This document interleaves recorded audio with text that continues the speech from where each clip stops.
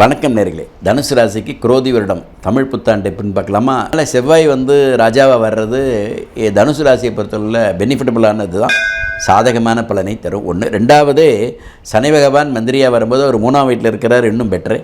அதுலேயும் குறையில்லை. எதை நம்ம செய்யணும்னு ஆசைப்படுறோமோ அதை முன்னிறுத்தி தாராளமாக செய்யலாம். செய்கிறதுனால இருக்கக்கூடிய முன்னேற்றங்கள் தடைபடாமல் நமக்கு அது கிடச்சிடும். சில இடத்துல நம்ம தைரிய குறைபாடுகள் ஏற்படும். அந்த தைரிய குறைபாடுகள் பெருசாக எடுத்துக்காமல் அந்த தைரியத்துக்கு தம்பி நம்மளுடைய நெறிமுறைகளை சரிப்படுத்திக்க வேண்டிய அவசியம். தன் சுகத்துக்காக தனக்கு கொஞ்சம் விரயமாகலாம், மெடிக்கல் எக்ஸ்பென்சிவ் ஆகலாம், தன் தாயாருக்காக மெடிக்கல் எக்ஸ்பென்சிவ் ஆகலாம், வீடுக்காக சில விதமான எக்ஸ்பென்சிவ் ஆகலாம், தன் வாகனங்களுக்கான சில எக்ஸ்பென்சிவ் ஆகலாம். இதெல்லாம் ஆகும். நமக்கு என்ன வேலையோ அந்த வேலையில் இருக்கிற கான்சன்ட்ரேஷனை ஃபில்ஃபில்லாக நம்ம ஃபுல் ஃப்ளெஜ்டாக பண்ணும்போது நமக்கு ரிசல்ட் கிடச்சிடும். பிரமாதமான பலனை நிச்சயமாக தரும். ஆகியவே ஆகஸ்ட், செப்டம்பர், அக்டோபர்லாம் டாப்பாக இருப்பாங்க. வணக்கம் நேர்களே, அனைவருக்கும் இனிய தமிழ் புத்தாண்டு வாழ்த்துக்கள். இந்த பதிவானது ஆதியந்தம் நேர்கள் அனைவருக்கும் இந்த வருடம் புதுதாக பிறக்கும் தமிழ் வருட பிறப்பும், அதனைத் தொடர்ந்து அதற்கான பலாபலன்களையும் இப்போது பார்ப்போம். இந்த வருடத்தின் பெயர் குரோதி ஆண்டின் பெயர். குரோதி வருடம் நமக்கு பிறக்கிறது. சித்திரை மாதம் 1ஆம் தேதி குரோதி வருடம் பிறந்து, அடுத்த வருடம் விசுவாவசு வருடம் பிறப்புக்கு இடையிலப்பட்ட இந்த 12 மாதங்கள் எவ்வாறாக அமையும் பார்க்கலாம். முதல்ல ஒரு வருஷம் பிறப்பதற்கு முன்பாக அந்த வருடத்தினை பற்றின விவரங்களை நம்ம தெரிஞ்சுக்கணும். முதல் வருஷ பிறப்பு அப்படிங்கிறது என்ன, அந்த புத்தாண்டு எந்த அளவுக்கு நமக்கு சாதக பாதகங்களை தரும், இந்த புத்தாண்டோடைய பலன்கள் என்ன, புத்தாண்டு எப்படி ஏற்பட்டது அப்படிங்கிறத பற்றி நம்ம ஒரு சிந்தனைக்கு வரலாம். அந்த தெளிவை நாம் அந்த ஒரு புரிதலை நாம் தெரிஞ்சுக்கலாம். தமிழ் புத்தாண்டு அப்படிங்கிறது சித்திரை மாதம் 1ஆம் தேதி வருடம் நிகழக்கூடிய ஒரு நிகழ்வு. இந்த தமிழ் புத்தாண்டு அன்று நாமெல்லாம் பஞ்சாங்கம் படிக்கிறது அப்படிங்கிற ஒரு வழக்கம் ஆதி காலத்திலேருந்தே இருக்குது. இப்போ ஆங்கில புத்தாண்டு மாதிரி அல்ல இது. ஆங்கில புத்தாண்டுங்கிறது நம்ம கொண்டாட்டமாக கொண்டாடக்கூடியதாக இருக்கும். தமிழ் புத்தாண்டுங்கிறது இறைவனை நாம் பிரார்த்தித்து பிறக்கும் வருடம் சிறப்பாக எல்லா விதமான சுகங்களையும் பெற வேண்டி இறைவனுக்கு நாம் அந்த பூஜை செய்து அந்த பூஜையினால் இருக்கக்கூடிய அனுகிரகங்களை நாம் பெறுவது தான் நம்மளுடைய பண்பாடு, நம்மளுடைய இந்து மத கலாச்சாரம், சனாதன தர்மம்.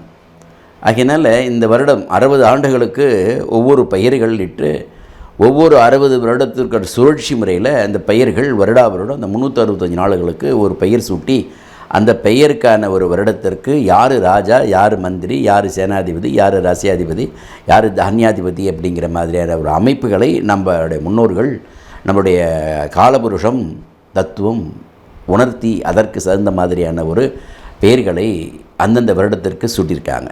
அந்த அடிப்படையில் கடந்த வருடம் நம்ம வைத்திருந்த பெயர் என்ன அப்படின்னா சோபகிருது அப்படின்னு வச்சுருந்தோம்.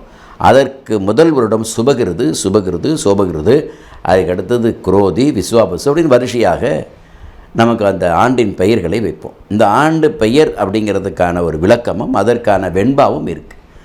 அந்த வெண்பாவில் என்ன இருக்கோ, இந்த விட மழை அதிகமாக இருக்குமா, மழை குறைவாக இருக்குமா, தானியங்கள் நல்லா விளையுமா விளையாதா, எந்த மாதிரி நாட்டு ராஜாக்களுக்கு எப்படி இருக்கும் அப்படிங்கிற மாதிரியான ஒரு வெண்பா தான் வருடம் நம்ம ஒரு வெண்பாவை அந்த வருடத்திற்கான வெண்பாவை செய்வோம். அந்த அடிப்படையில் இந்த குரோதி வருடம் எவ்வாறாக அமையப்பெறுகிறது, குரோதி வருடத்துடைய ராஜா யார், அந்த ராஜா இவராக இருந்தால் என்னென்ன மாதிரியான பலன்கள். இந்த வருஷம் ராஜா செவ்வாய் பகவான். பொதுவாக பஞ்சாங்கம் படிக்கும்போது திதி, வார, நட்சத்திர, யோக, கரணம் இந்த 5 செஞ்சு தான் பஞ்சாங்கம். இந்த பஞ்சாங்கத்தில் நாம் வருடம் பஞ்சாங்கத்தினை பற்றின முழு விவரத்தை தினசரி தெரிஞ்சுக்கிட்ட வேணும். தெரிஞ்சிக்க முடியலனாலும் கூட அந்த வருடப்பிறப்பு அன்று சித்திரை மாதம் 1ஆம் தேதி தமிழ் வருடப்பிறப்பு பிறக்கிற அன்றைக்கி ஊர்களில் பெரும்பாலான ஆலயங்களில் பஞ்சாங்கம் படிக்கிறது, அதை எல்லோரும் கேட்குறது அப்படிங்கிற ஒரு வழக்கம் இருந்தது. அதனால் எவ்வளவு புண்ணியம் கிடைக்குங்கிறத பற்றின பெரிய விளக்கமே இதில் கொடுக்கலாம். ஆகவே இந்த பஞ்சாங்கம் படிக்கிறது அப்படிங்கிறது என்ன தெரிஞ்சுப்பாங்க அப்படின்னா, இந்த வருஷம் ராஜா யார் அப்படின்னு தெரிஞ்சுக்கிறது. இந்த வருஷம் ராஜா அப்படிங்கிறது பகவான் செவ்வாய் பூமி நாயகன் பேர், பௌமபுத்திரன் பேர். இந்த பூமாதேவியின் குமாரன் அப்படிங்கிற ஒரு அமைப்பை செவ்வாய்க்கு வழங்கியிருக்காங்க நம்மளுடைய சாஸ்திரங்கள். அந்த அடிப்படையில் செவ்வாய் தான் இந்த வருடம் ராஜாவாக வராரு.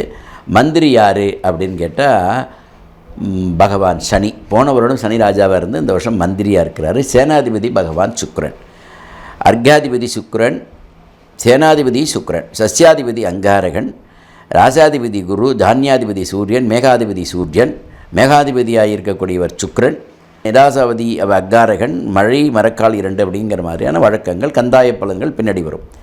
இப்போ இந்த ராஜா அப்படிங்கிறது பிரதானமான ஒரு கிரகம். அந்த பிரதானமான ஒரு கிரகம் ராஜா தான் அரசு வழி அவ்வடிக்குழி.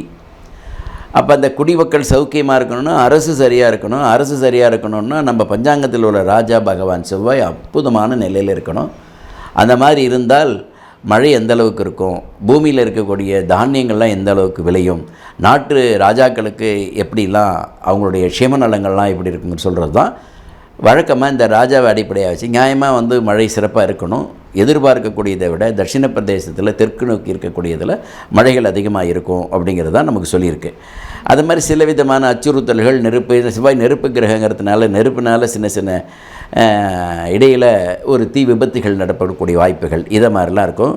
அதுக்குள்ளே சில பலவிதமான நாடுகளில் ஒருத்தரை புரிந்து கொள்ளக்கூடிய இல்லாததுனால சில யுத்தங்களும், அதாவது யுத்தம்னா போர் வரக்கூடிய வாய்ப்புகளும் உண்டு அப்படின்னு நம்ம அந்த வழக்கமாக இந்த குரோதி வருடத்தில் குரோதம் அப்படின்றால் பல பொருள்களை கொள்ளலாம். இருந்தாலும் நம்மளுடைய கோபதாபங்களை குறைது. குரோதம்னா கோபங்கிறது, விரோதங்கிறது நமக்கு இருக்கக்கூடிய இந்த மாதிரி பலவிதமான அர்த்தம் ஒவ்வொரு பொருளுக்கு வெவ்வேறு விதமான இடங்களில் அர்த்தங்கள் மாறுபடும். குரோதி அப்படின்னா ஒன்றே கோபம் விரோதம் அப்படின்னு எடுத்துக்கணும்னு அப்படி இல்லை. விரோதிக்கிறது அப்படின்னா விரோதிங்கிறது அர்த்தம் இல்லை. குரோதம் என்பது மனிதனுக்குள்ளே இருக்கக்கூடிய ஒருத்தருடைய அந்த பகையை பெருசு பண்ணாமல் இருக்கணுங்கிறதுக்காக அப்படி கொடுத்தது. அந்த பகைகள் இருந்தால் தான் நாட்டில் போர் வருங்கிறது. அந்த பகைகள்லாம் மேற்கொள்ளாமல் இருப்பதற்கு இறைவனை நாம் வழிபடுவோம்.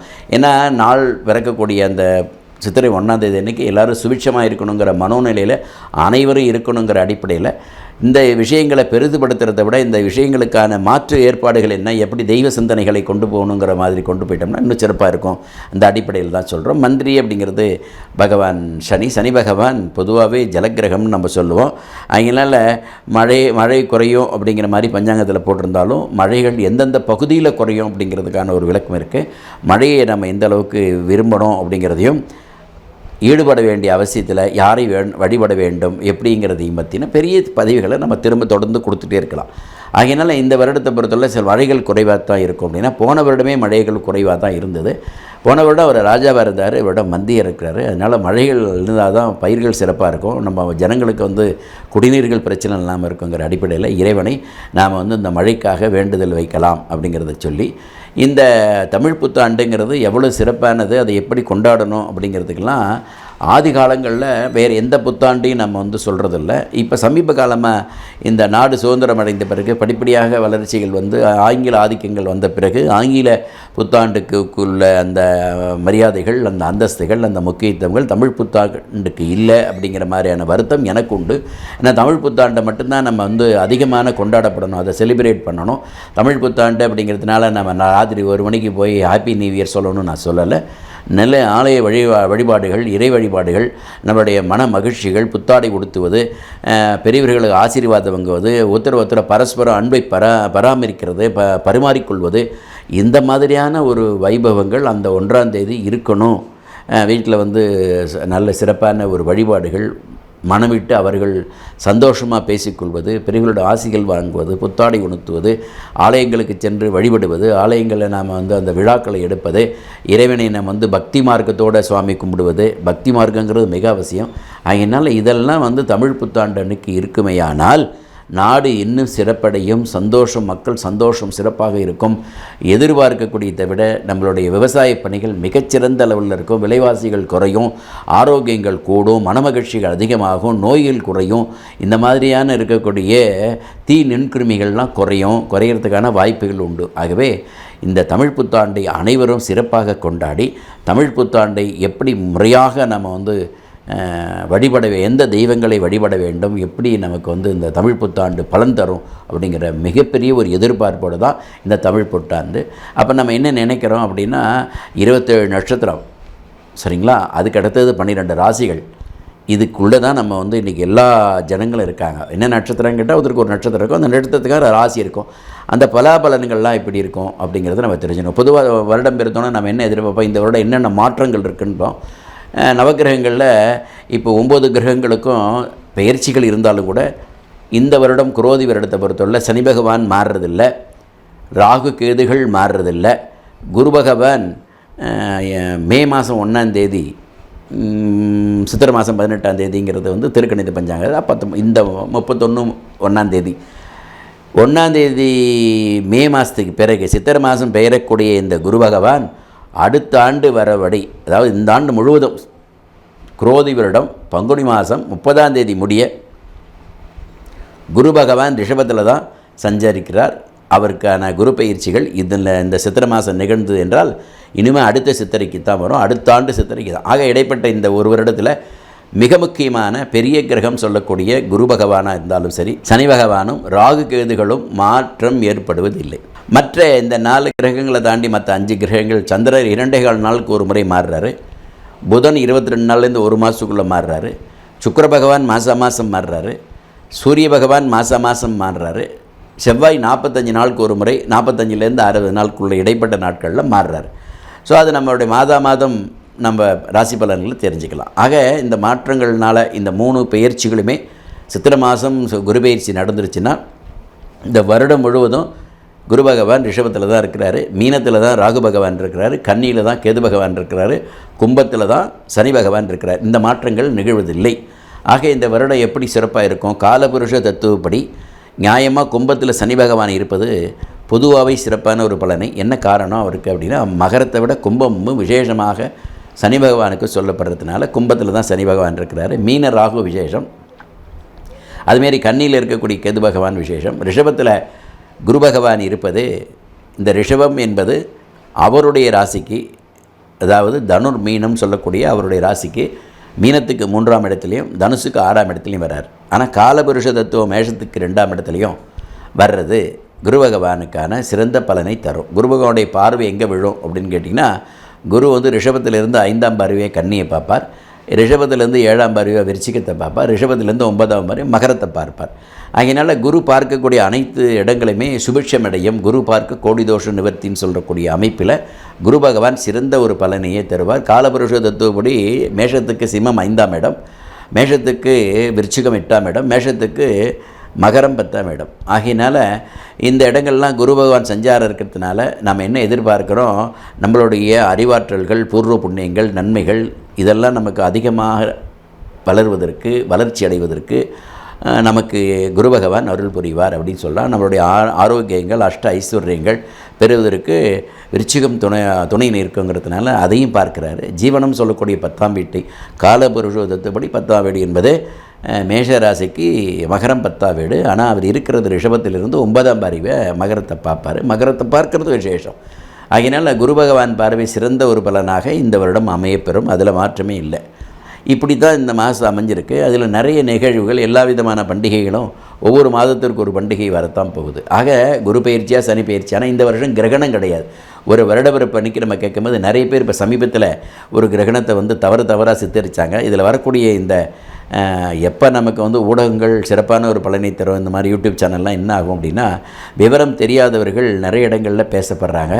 குரோதி வருடம் முழுவதும் 2 சந்திர கிரகணங்கள், 2 சூரிய கிரகங்கள் ஏற்பட்டாலும் இந்தியாவில் தெரியாது. இந்தியாவில் தெரியாததுனால இந்தியாவில் இருக்கக்கூடிய எந்த மக்களும் அதை பற்றி எதிர்நோக்க வேண்டிய அவசியமில்லை, கவலைப்பட வேண்டிய அவசியமில்லை, கொண்டாட வேண்டிய அவசியமில்லை. இந்த முதல்ல தெரிஞ்சுங்க. ஏன்னா நிறைய விவரம் தெரியாதவர்கள் இந்த கிரகணம் சொல்லி எங்கேயோ நடக்கக்கூடிய ஒரு கிரகணத்துக்கு இங்கே கிரகணம் சொல்லி இருக்கக்கூடியவர்களை பயமுறுத்தி நிறைய கர்ப்பிணி பெண்களுக்கெல்லாம் வந்து பயமுறுத்துறது. கிரகணம் வேறு யாரும் பயப்பட போகிறதில்ல. என்ன பண்ணுறீங்க, எல்லா வேலையும் ஆஸ் யூசுவல் அதை தான் பண்ணிகிட்ருக்கீங்க. ஆனால் இதில் நிறைய பெண்ணும் அந்த நம்மளுடைய புராதனமான காலங்களில் அந்த அதாவது கர்ப்பஸ்திகளுக்கு பயத்தை மக்கள் மத்தியில் இந்த கிரகணம் என்ற ஒரு நிகழ்ச்சி கண்டிப்பாக ஒரு பயமுறுத்தலை, அச்சுறுத்தலை ஏற்படுத்து. அவங்களுக்கெல்லாம் தேவையில்லாத ஒரு பயத்தை ஏற்படுத்தின இந்த சந்திர கிரகணம் சொல்லக்கூடிய அந்த நிகழ்வில் தவறாக ஒரு என்ன இன்றைக்கி நிறைய மீடியாக்களும் தவறான ஒரு செயலை செய்யுது. எங்கே தெரியுமோ அங்கே தான் அந்த கிரகணத்தை அனுஷ்டிக்கணும். இந்தியாவில் தெரியாத ஒரு கிரகணத்தை இந்தியாவில் அனுஷ்டிக்க வேண்டிய அவசியம் என்ன? ஏன்னா யூடியூப்புங்கிறது உலகம் முழுவதும் தெரிஞ்சாலும் கூட இங்கே இருக்கிற மக்களுக்கு கன்ஃபியூஸ் ஆகுது இல்லையா, அவங்க குழப்பம் அடைகிறாங்க. ஆகையினால் இந்த வருடம் குரோதி வருடம் எந்த விதமான கிரகணமும் இந்தியாவில் தெரியாது. ஆகையினால் இதை பார்த்து கொண்டு இருக்கக்கூடிய அனைத்து மக்களும் கிரகணத்தை பற்றி அச்சுறுத்தல் வேண்டாம், பயப்பட வேண்டாம் அப்படிங்கிறத முதல்ல தெரிஞ்சுங்க. கிரகணம்னு ஒரு வார்த்தை வந்தால் உடனே இந்தியாவில் இருக்கக்கூடிய மக்கள்லாம் பயந்துக்கணும்னு அவசியம் இல்லை. முதல்ல இந்தியாவில் தெரியுமா? தெரியாது. தெரியாத ஒரு கிரகணத்துக்கு எதற்காக பயப்படுறீங்க? ஆகையினால் குரோதி வருடம் முழுவதும் இந்தியாவில் எந்த கிரகணமும் தெரியாததுனால அதை நம்ம அனுஷ்டிக்க வேண்டிய அவசியம் இல்லை. இதை முதல்ல தெரிஞ்சுக்கணும். இந்த யூடியூப்பில் நிறைய நான்லாம் தொடர்ந்து கிட்டத்தட்ட 140 வருஷமாக எங்கள் ஃபேமிலியில் இருந்துகிட்ருக்கேன். இந்த பல திட்டம் நான் சொல்லியிருக்கேன். நான் அரைகுறையாக கற்றுக்கிட்டேங்க. கிரகணம்னு வச்சு 100 வருடத்துக்கு ஒரு முறை வருது, இது பயமுறுத்துது, அப்படி இப்படின்னு பேசும்பொழுது இவங்களுக்கெல்லாம் ஒரு ஏதாவது சட்ட ரீதியான ஒரு ஆக்ஷன் இருக்கணுங்கிறத விட நான் எதிர்பார்க்குறேன். இந்த மக்களை தேவையில்லாமல் எனக்கு நூற்றுக்கணக்கான மக்கள் என்கிட்ட ஃபோன் பண்ணி கேட்டாங்க, கிரகணத்தில் ஒன்றும் இல்லைம்மா, கிரகணமே இல்லை, ஏன் கவலைப்படுறீங்க அப்படிங்கிற மாதிரியான சொல்ல வேண்டிய கடமை எனக்கு. எதை சொல்ல வேண்டுமோ அதை பிரதானமாக சொல்ல வேண்டும். அதற்கான ஒரு முறையை செய்யணும். அதனால் இந்த வருடம் கிரகணம் இல்லை அப்படிங்கிறத முடிச்சா, குரு பயிற்சி, சனி பயிற்சி, ராகு பயிற்சி இல்லை. சித்திரை மாதம் நடந்துருச்சுன்னா அதுக்கு கிடையாது. மற்ற கிரகங்களை பற்றி பேச வேண்டாம். அப்போ நல்லா இருக்கும், இந்த ராஜா தெரிஞ்சுக்கிட்டோம், இந்த வருஷம் நிகழ்வுகள் தெரிஞ்சுக்கிட்டோம், எல்லாம் சிறப்பாக இருக்குங்கிற பட்சத்தில் வருடத்தை நம்ம அனுஷ்டிக்கும் பொழுது சந்தோஷமாக அனுஷ்டிக்கணும். அப்போ குரோதி வருடம் வரக்கூடிய இந்த குரோதி வருடத்தில் அனைத்து நாட்களும் 365 நாட்களும் சிறப்பாக இருக்கணுங்கிறத இறைவன்கிட்ட ஒரு விண்ணப்பமாக வச்சு அவரவர் அருகாமையில் உள்ள கோயிலில் போய் அந்த சுவாமியை வழிபட்டு அனுகிரகிக்க வேண்டுகிறோம். அப்படிங்கிற மாதிரியான பொதுஜனங்கள் பொது பிரார்த்தனைகளும் அவசியம். அப்படிங்கிற பட்சத்தில் அதுக்கு பலம் கூடுதலாக இருக்குங்கிற அடிப்படையில் நீங்கள் இந்த அனுஷ்டிக்க வேண்டிய காலம் குரோதி வருட தமிழ் புத்தாண்டு எந்த அளவுக்கு சிறப்பாக இருக்கணும்னா, உங்களுடைய மகிழ்ச்சியும் உங்களுக்கு இருக்கிற அஷ்ட ஐஸ்வர்யங்களையும் ஆரோக்கியங்களையும் அனைத்து விதமான செல்வங்களையும் உங்களுக்கு பிறக வளமுடன் நலமுடன் நீங்கள்லாம் வாழ இறையருள் கூட்ட வேண்டும் என்று சொல்லி இந்த தமிழ் புத்தாண்டு நன்னாளிலே உங்களெல்லாம் வாழ்த்துக்கிறோம். இப்போ 12 ராசிகளுக்கு இந்த ராசிக்கெலாம் எப்படிலாம் இருக்குங்கிறத நம்ம பார்க்கணும் இல்லையா? அதனால் மேஷம் முதல் மீனம் வரை இருக்கக்கூடிய 12 ராசிகளுக்கு இந்த வருடம் குரோதி வருடம் எந்த மாதிரி பலனை தரும் அப்படிங்கிறத பார்க்கலாம். வணக்கம் நேர்களே. தனுசு ராசிக்கு குரோதி வருடம் தமிழ் புத்தாண்டு எப்படின்னு பார்க்கலாமா? இப்போ தனுசு ராசிக்குன்னா பகவான் குரு அதிபதி. தனுசு ராசி அப்படிங்கும்போது பூராடம், உத்திராடம், திருவோணம். இப்போ தனுசு ராசிங்கும்போது மூலம், பூராடம், உத்திராடம் முதல் பாதம். மூலம், பூராடம், உத்திராடம் முதல் பாதம் தனுசு ராசி. இந்த தனுசு ராசிக்கு இருக்கக்கூடிய அமைப்புகள் பகவான் குரு. இப்போ குரு பகவான் சாதகமான நிலையில் இருக்கணும். எங்கே இருக்கிறாரு? 6ஆம் வீட்டில் இருக்கிறாரு. 6ஆம் வீட்டில் இருக்கிறது மட்டும் இல்லாமல் சனி பகவான் 3ஆம் வீட்டில் உங்களை விட்டு இப்போ தான் போயிருக்கிறாரு. 3ல் சனி பகவான் இருக்கிறது விசேஷம், தைரியத்தை கொடுக்கக்கூடிய விசேஷம். அவர் தான் பகவான். செவ்வாய் ராஜாவாக இருக்கும்போது மந்திரியாக பகவான் சனி இருக்கார். சரி, ராஜாவாக இருக்கக்கூடிய இந்த விட ராஜா செவ்வாய் எத்தனாம் வீட்டுக்கு அதிபதினா 5, 12க்கு வேண்டியவர். நல்ல நிலையில் குறிப்பாக பிரமாதமான இடத்துல இருக்கிற மாதம் பிறக்கும்போது சாதகமான, வருடம் பிறக்கும்போது சாதகமான நிலையில் கும்பத்திலையும் மீனத்திலையும் மாறி மாறி இருக்கக்கூடிய வாய்ப்புகள் இருக்குது. ஆகவே இப்போ செவ்வாய் சிறந்த ஒரு பலனை தரணும் இல்லையா? 5ஆம் வீட்டுக்காரன் தனுசு ராசிக்கு பூர்வ புண்ணியஸ்தானாதிபதி. அதெல்லாமல் சைன கிரகம் இன்னும் 12ஆம் வீட்டுக்கு அதிபதி, விரையாதிபதி. விபரீதமான நிறைய நன்மைகளை தரக்கூடிய அற்புதமான கிரகம் பகவான் செவ்வாய். ஆகையினால செவ்வாய் ராஜாவாக வர்றது தனுசு ராசியை பொறுத்தவரை பெனிஃபிட்டபுளானது தான், சாதகமான பலனை தரும். 1. 2வது சனி பகவான் மந்திரியாக வரும்போது ஒரு 3ஆம் வீட்டில் இருக்கிறார், இன்னும் பெட்ரு, அதுலேயும் குறையில்லை. ஆக சாதகமான ஒரு பலனை தரக்கூடிய எல்லா தனுசு ராசி என்பவர்களுக்கும் சிறந்த பலனை இந்த வருடம் கொடுக்கும். எதை நம்ம செய்யணும்னு ஆசைப்படுறோமோ அதை முன்னிறுத்தி தாராளமாக செய்யலாம். செய்கிறதுனால இருக்கக்கூடிய முன்னேற்றங்கள் தடைபடாமல் நமக்கு அது கிடச்சிடும். சில இடத்துல நம்ம தைரிய குறைபாடுகள் ஏற்படும். அந்த தைரிய குறைபாடுகள் பெருசாக எடுத்துக்காமல் அந்த தைரியத்துக்கு தம்மாரி நம்மளுடைய நெறிமுறைகளை சரிப்படுத்திக்க வேண்டிய அவசியம். நடைமுறை வாழ்க்கை என்ன சொல்லப்போனால் லைஃப் ஸ்டைல், இதை நம்ம எப்படி மாற்றிக்கிறோங்கிறத வச்சு தான் நம்ம லைஃப்பில் சக்ஸஸ் கொடுக்குறோம். இது டிபெண்ட்ஸ், ஏஜுக்கு தகுந்த மாதிரி அதில் ஒரு சில டிஃப்ரென்ஸ்லாம் வரலாம். இப்போ வயோதிக பருவத்தை எட்டிய ஒரு 60 வயதை கடந்த தனுசு ராசி நண்பர்கள் என்ன பண்ணாங்க, அமைதியை நோக்கி நம்ம போக வேண்டிய கட்டாயம் இருக்கிறதுனால அதிகமாக ஸ்ட்ரெஸ் எடுத்துக்காதீங்கன்னு சொல்லுவோம். ஏன்னா தேவையில்லை, மன அழுத்தத்தை உங்களுக்கு கொடுக்கக்கூடிய நம்ம ஓவர் தைரியம், நமக்கு இன்னும் சொல்லப்போனால் ஓவர் கான்ஃபிடென்ஸ்ன்னு சொல்லக்கூடிய இது நமக்கு வீழ்ச்சியின் இடத்தை தரலாம்.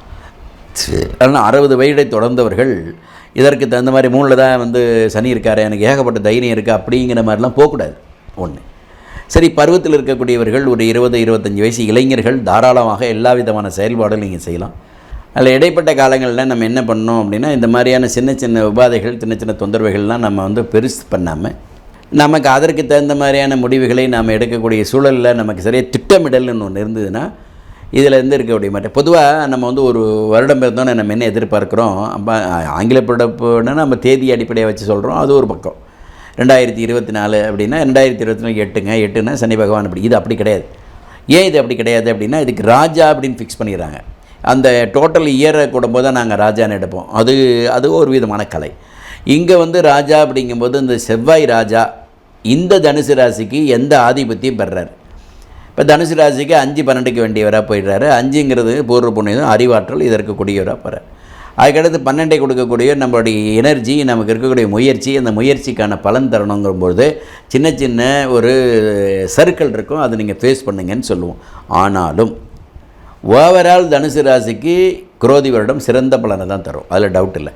6ஆம் இடத்துல குரு ராசிநாதன் 6ஆம் இடத்துல போகிறாரு அப்படிங்கிற ஒரே ஒரு சின்ன குற்றச்சாட்டு இல்லை, நமக்கு அதுக்குள்ளே போனோம்னா அந்த விளக்கம் நியாயமாக. அந்த 6ல் போகிறது குரு நல்லதான்னு கேட்டால் நல்லதுலேருந்து தான் எல்லா ஜோசியம் சொல்லுவாங்க, நானும் தான் சொல்கிறேன்.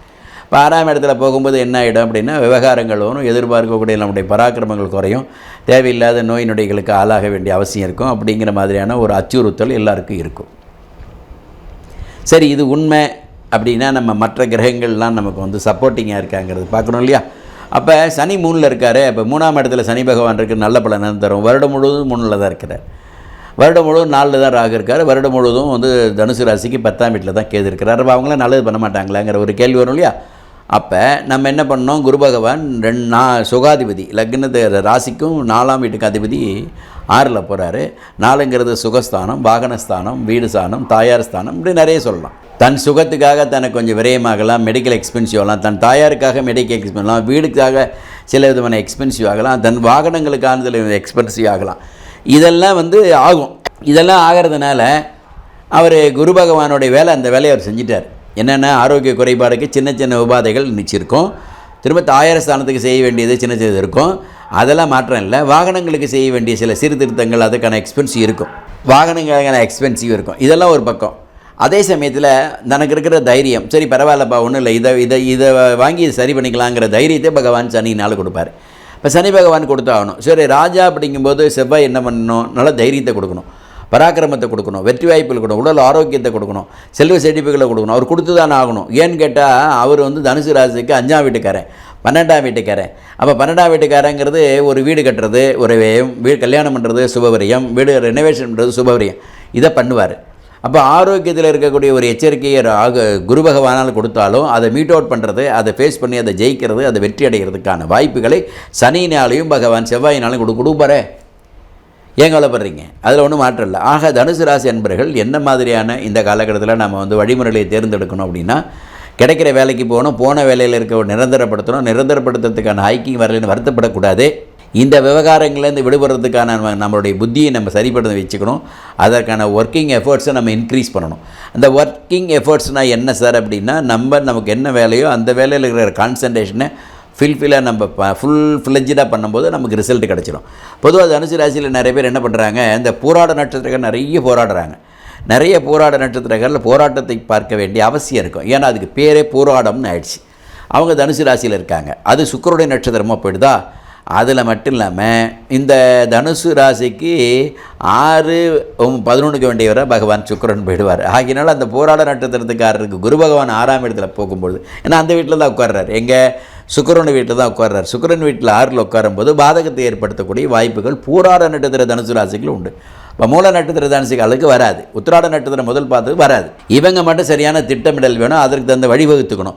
தன்னை நிலைநிறுத்திக் கொள்வது, சக்ஸஸ் பண்ணி கொடுக்கறதுக்கு தனக்குன்னு சொல்ல ஆற்றலை அதிகப்படுத்தணும், மேம்படுத்த வேண்டிய அவசியம் இருக்கும் தனுசு ராசி அன்பர்கள். ஆகவே பொதுவாக தனுசு ராசி நல்ல பலனை மேற்கொள்ள வேண்டிய அவசியம் உறுதியாக இருக்கும். ஆக நமக்கு கிடைக்கிற வேலையில் போனால் கிடைக்கிற வேலையில் இருக்கிற முன்னேற்றத்தை பெறலாம். 1. 2வது, அதுக்கடுத்து விவசாய பணியில் இருக்கிறவங்க விவசாயத்தை நல்ல விதமாக எடுத்துக்கிறதுக்கான ஒரு சூழலும், விவசாயத்தில் ரிட்டர்ன்ஸ் வரக்கூடிய வாய்ப்பும், பெற்றோர்களுக்கு செய்யக்கூடிய முன்னுரிமை, அந்த பெற்றோர்கள்ட்டேருந்து இருக்கக்கூடிய ஆசீர்வாதங்களை வாங்க வேண்டிய அவசியம் இருக்கும்.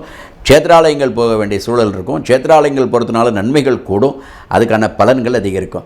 உயர் அதிகாரிகள், உயர்கல்வியில் இருக்கிறவங்க, உயர் அதிகாரியாக இருக்காங்க, உயர்மட்டத்தில் இருக்கக்கூடிய பெரிய பொறுப்பில் இருக்கிறவங்களாம் மியூச்சுவலாக அவங்களுக்கு சின்ன சின்ன எச்சரிக்கைகள் வரும், அவங்க கவனமாக இருக்க வேண்டிய அவசியம். அரசியல் தொடர்பாக இருக்கிறவங்க, இது தனுசு ராசியில் இருக்க நிறைய பேருக்கு இந்த காலகட்டத்தில் சின்ன சின்ன சர்க்கிள்கள் ஏற்படும். அதேமாதிரி திரைத்துறையில் இருக்கிறவங்களுக்கு எதிர்பார்க்கக்கூடிய வெற்றி தனுசு ராசிக்கு இந்த காலகட்டத்தில் இருக்காது.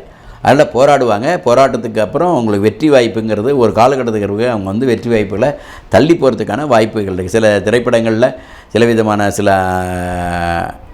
நடிகர்கள் தனுசு ராசியில் இருக்கவே நிறைய பேர் சில விதமான குறைபாடுகளோடு சேர்ந்த இந்த காலகட்டமாக இது அமைஞ்சிடும். அதனால் கவனமாக இருக்க வேண்டிய அவசியம் இருக்கும். ஓவரால் இந்த குரோதி வருடம் எப்படி இருக்கும்? நல்லாயிருக்கும். ஓவரால் அப்படின்னா ஒவ்வொரு மாதத்துக்கும் ஒவ்வொரு முதல் குவார்ட்டர்ஸ் அப்படின்னா முதல் 3 மாதங்கள் சிறப்பான ஒரு பலனையும், அடுத்த 3 மாதங்கள் குறிப்பாக ஜூலை, ஆகஸ்ட், செப்டம்பர் அப்படிங்கிற ஒரு மாதங்களும், அக்டோபர், நவம்பர், டிசம்பருங்கிற ஒரு மாதங்களும் இவங்களுக்கு மிகச்சிறந்த ஒரு மாதம் அப்படின்னு எடுத்துக்கிட்டிங்கன்னா, இன்னும் சொல்லப்போனால் வரக்கூடிய ஜான்வரி, பிப்ரவரி, மார்ச் அப்படிங்கிற ஒரு ஃபேண்டாஸ்டிக்கான ஒரு பீரியடு.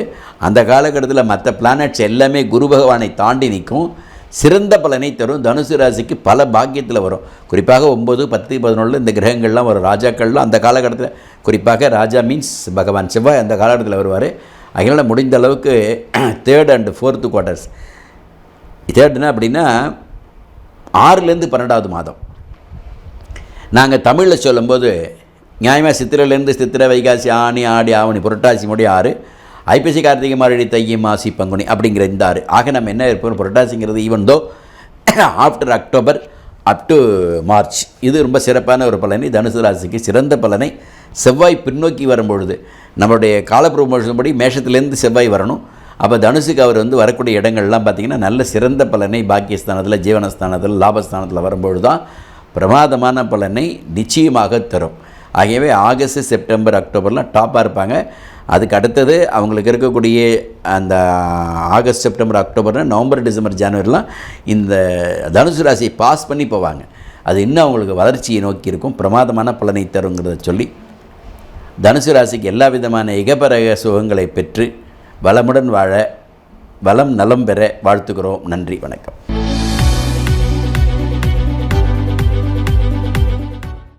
நேயர்களே, இந்த ஆதியந்தம் டிவிக்கு சப்ஸ்கிரைப் பண்ணுங்கள். சப்ஸ்கிரைப் பண்ண பிறகு ஷேர் பண்ணுங்கள், லைக் பண்ணுங்கள், பெல் பட்டனை மறக்காமல் அழுத்துங்க.